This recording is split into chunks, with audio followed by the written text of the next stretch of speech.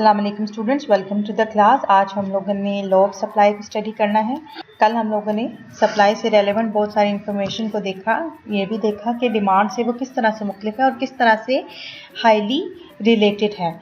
आज हम लोगों ने जिस तरह डिमांड का जो लॉ था, लॉ ऑफ डिमांड सीखा था, उसी तरह से हम लोगों ने आज लॉ ऑफ सप्लाई को देखना है। स्टूडेंट्स, बाकी तमाम तर सूरत हाल अगर सेम रहे तो जब भी किसी शय की कीमत बढ़ती है तो उसकी सप्लाई भी साथ ही बढ़ जाती है।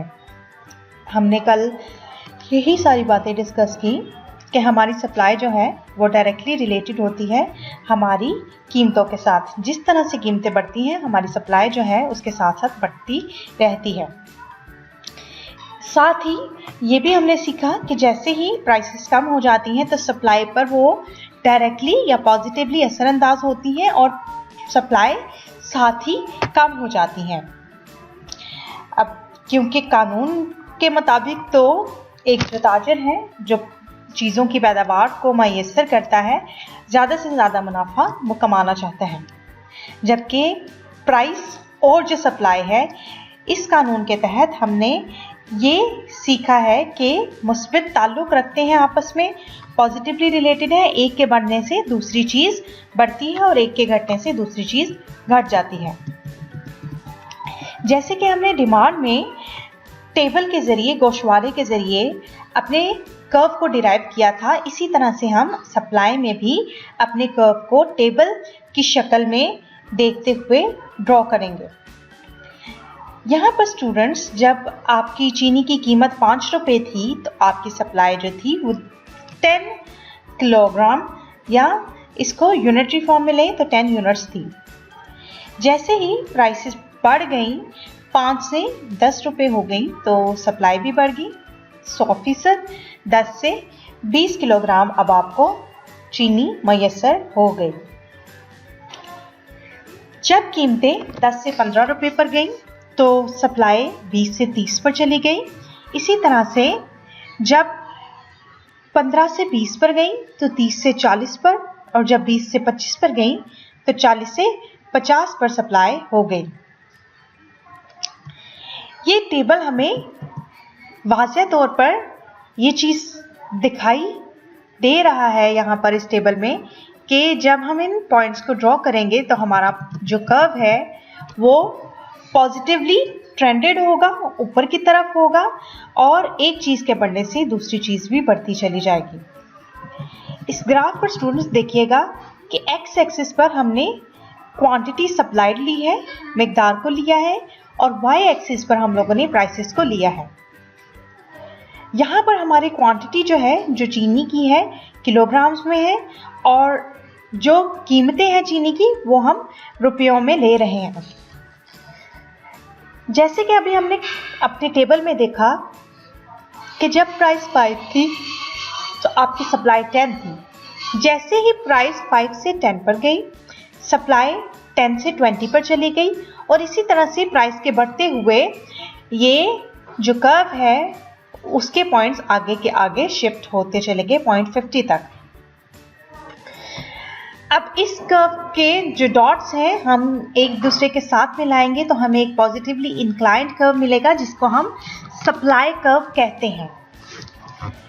इस सप्लाई कर्व से वाज़ेह तौर पर नजर आता है कि इनके दरमियान मुस्बत रुझान पाया जाता है कि एक के घटने से दूसरी चीज भी घट जाती है। जिस तरह से स्टूडेंट्स हम लोगों ने डिमांड की मार्केट सप्लाई देखी थी, इसी तरह से हम मार्केट डिमांड का देखा था हमने स्केड्यूल, इसी तरह से हम लोग मार्केट सप्लाई का भी स्केड्यूल देख सकते हैं। डिमांड में हमने मुख्तलिफ कीमतों को लिया था, यहाँ पर भी हम मुख्तलिफ कीमतों को लेंगे, और फरोख्तकार यहाँ पर हम लेंगे, जबकि डिमांड में हमने खरीदकारों को लिया था।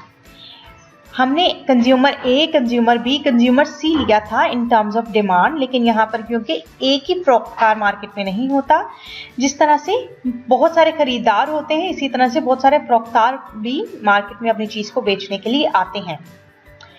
जब एक फरोख्तकार अब इस कीमत पर अपने 10 किलोग्राम चीनी बेचने को तैयार है तो ये फरोख्तकार ए की सप्लाई है।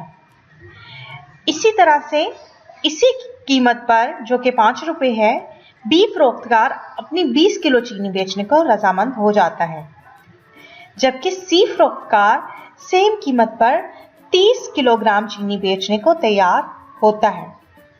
अब तीनों फरोख्तकार जो कि एक ही प्राइस के ऊपर रजामंद हैं, उनकी प्राइसेस को जब हम प्लस करेंगे तो हमें मार्केट की जो सप्लाई है वो मैसर हो जाती है। जब प्राइस 5 से 10 रुपए हुई तो तमाम तर फरोख्तकारों की सप्लाई क्योंकि तब्दील हो गई, इसलिए अब इनकी वैल्यूज को प्लस करने से जो आंसर आपके पास आता है वो अब आपकी नई मार्केट सप्लाई है। करते करते जब आपको पांचों फेजेस में या डिफरेंट प्राइसेस में आपकी मार्केट सप्लाई मिलती है, उसके पॉइंट्स जब आप ड्रॉ करते हैं तो आपका ये कर्व आपके पास आ जाता है। ये पॉइंट ए कर्व फरोख्तकार ए के लिए है, पॉइंट बी कर्व फरोख्तकार बी के लिए है, पॉइंट सी कर्व जो है वो फरोख्तकार सी के लिए है। यहाँ पर भी सिमिलरली आप सप्लाई की क्वांटिटी को लेते हैं और वाई एक्सिस पर आप प्राइसेस को लेते हैं। प्राइसेस को और कॉलम 4 को जब हमने ड्रॉ किया तो ए प्लस बी प्लस सी का जो खत हमें मैसर होता है वो हमारी मार्केट की टोटल सप्लाई है, जो कि फ्लैटेंड होती है, थोड़ी फ्लेक्सिबल होती है और ये लॉन्ग रन तक सस्टेन करती है। जबकि ये जो कर्व्स हैं ये माइक्रो लेवल के हैं और एन कर्व जो हमें डिराइव हुआ है मार्केट सप्लाई का वो मैक्रो लेवल की सप्लाई को रिफ्लेक्ट करता है। अब जैसे कि आपने कर्व में भी देखा, मैंने आपको ऊपर भी बताया, इनका रुझान मुस्बत है, बाएं से दाएं की तरफ, ऊपर की तरफ ये उठता है। जैसे ही कीमत बढ़ती है तो मुनाफा ज्यादा कमाने की खातिर शय की जो सप्लाई है वो भी फरोख्तकार बढ़ा देते हैं। जब भी फरोख्तकार मुनाफा की गर्ज से कभी भी कोई भी शय जो है मंडी में फरोख्त करने के लाते हैं तो उनकी कोशिश यही होती है कि मुस्तकबिल में कीमत कम होने के खतरे से बचने के लिए वो अपनी अशिया को जल्दी से जल्दी फरोख्त कर दें, इसलिए सप्लाई बढ़ जाती है। इसकी कुछ अजम्पशंस हैं जो कि डिमांड में भी हमने पढ़ी थी, इसी तरह से सप्लाई में भी कुछ मफरूज़े हैं जिनकी बगैर जो है हमारा जो लॉ ऑफ सप्लाई है कभी भी सही साबित नहीं हो सकता। पहली जो अहम चीज़ है इसमें वो cost of production and technology है, मसारफ़े पैदाइश जिसे हम बोलते हैं। कानून जो है वो हमेशा उसी वक्त लागू होता है जबकि उसके जो फैक्टर्स हैं, उसके जो एस्पेक्ट हैं उसको यूनाइट या कंबाइन रख सकें। इसी तरह से जो कानून रसद है ये उसी वक्त लागू होगा जब इसकी सप्लाई को पैदा करने के लिए जो कॉस्ट ऑफ प्रोडक्शन है और टेक्नोलॉजी है वो कांस्टेंट हो, तब्दील ना हो, फिक्स्ड रहें। क्योंकि अगर जो हमारे कॉस्ट ऑफ प्रोडक्शन है कम होंगे या टेक्नोलॉजी बेहतर से बेहतर होती चली जाएगी तो ये हमारी सप्लाई पर इफ़ेक्ट करेगी, क्योंकि कम कीमत पर फिर चीज़ को मैसर नहीं किया जा सकता अगर वो हमें कॉस्टली पड़ रही है।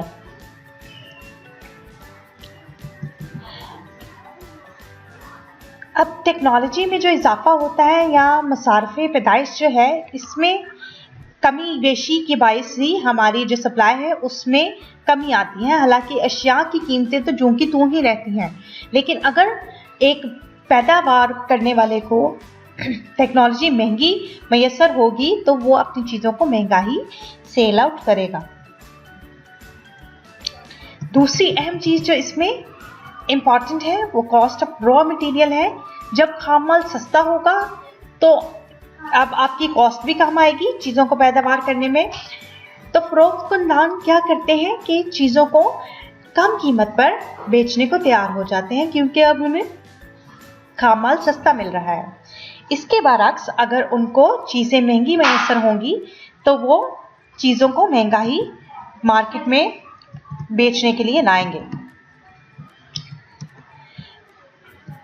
तीसरी जो कि अहम बात है वो अशिया की गैर यकीनी कीमतें हैं, अनसर्टेन प्राइसेस ऑफ गुड्स हैं, क्योंकि मार्केट में तब्दीलियां आती रहती हैं किसी नागहानी वजह से या किसी भी कॉस्ट ऑफ प्रोडक्शन की वजह से। आपकी ट्रांसपोर्टेशन अगर महंगी हो गई है, अगर आपको वहाँ लाने में कोई प्रोटेस्ट हो रहा है चीज़ मार्केट में, तो आपको पेट्रोल अगर ज़्यादा एक्सपेंसिव पड़ता है तो फरोख्त कंदगान क्या करेंगे, जो फरोख्तकार होते हैं वो चीज़ों को महंगा बेचते हैं। Prices of the factors of production भी इसको इफेक्ट करती हैं। अगर उसको लेबर कॉस्ट महंगी पड़ रही है, जो चीज़ें जो वर्कर्स उसने एम्प्लॉय किए हुए हैं उनकी सैलरीज उसको ज़्यादा पे करनी पड़ती हैं, तो फरोख्तकार हमेशा चीज़ों को महंगा ही बेचेगा। इसके अलावा हुकूमती पाबंदियाँ या गवर्नमेंट रेस्ट्रिक्शंस जो हैं, अगर नकल और हरकत पर गवर्नमेंट पाबंदी आयद कर दे तो सप्लाई क्योंकि बढ़ाई नहीं जा सकती, तो ये हमारा कानून जो है वो गलत साबित हो सकता है। इसलिए फ़र्ज़ ये किया जाता है कि हुकूमत किसी किस्म की नकलो हरकत पर कोई भी पाबंदी आयद नहीं करती। प्राइसेस ऑफ द सब्स्टिट्यूट जिस तरह डिमांड को इफेक्ट करते थे, इसी तरह से सप्लाई को भी इफेक्ट करते हैं। अगर चाय की सप्लाई बहुत ज़्यादा कॉमन है और कम कीमत पर दस्तयाब है, तो कॉफ़ी की प्राइसेस भी फरोख्तकार को कम रखनी पड़ेंगी। इसी तरह से गंदम और चावल वगैरह भी इसकी चंद एग्जाम्पल्स हैं। कुछ लिमिटेशंस हैं जिनमें ये हमारा सप्लाई का जो कानून है वो लागू नहीं हो सकता। उसमें कुछ खतरात और सियासी अदम इस्तेकाम है, जैसे जंग, सैलाब, बदअमनी किसी सूरत हाल हो तो फरोख्तकार अशिया को कम कीमत पर भी बेचने को तैयार होंगे, क्योंकि अब उनको जानो माल का ख़तरा है कि कहीं उनकी अशिया ज़ाया ना हो जाए। दूसरी जो है फौरी नकल मकानी है। अगर एक जगह से फौरी किसी मुलाजमत या कारोबार के सिलसिला में लोगों को छोड़कर जानी पड़ती है अपनी जगह फौरी। इन हालात में फरोख्तकार अपनी अशिया को सस्ते दामों पर भी बेचने को तैयार हो जाते हैं। इसके अलावा मौसमी हालात जो हैं, क्योंकि बराह रास्त इफ़ेक्ट करते हैं। अगर मौसम सरमा है तो सप्लाई मौसम सरमा के लिहाज से होगी, मौसम गर्मा है तो सप्लाई मौसम गर्मा के लिहाज से होगी। इसलिए जो मौसमी हालात होते हैं डायरेक्टली सीजनल कंडीशन जो हैं वो हमारी सप्लाई को इफ़ेक्ट करती हैं। आज के हम अपने लेक्चर को यहीं पर वाइंड अप करते हैं। कल हम लोग खत्ते रसद पर हरकत और खत्ते रसद की मुंतकिली को स्टडी करेंगे। आई होप स्टूडेंट्स आपको आज का लेक्चर अच्छा लगा होगा और आपको समझ भी आई होगी। अगर आपके किसी भी किस्म के कोई सवालात हैं या आपको लेक्चर में कोई कन्फ्यूजन है तो कमेंट बॉक्स में अपने क्वेश्चन ज़रूर लिखिएगा ताकि मैं उनको आंसर कर सकूं। साथ ही साथ आप डिस्क्रिप्शन को भी ज़रूर देखिएगा, क्योंकि उसमें बहुत सारे यूज़फुल लेक्चर्स के लिंक मैंने शेयर किए हुए हैं ताकि आप उन लेक्चर्स को भी विज़िट करें और मज़ीद सीख सकें। अल्लाह हाफ़िज़।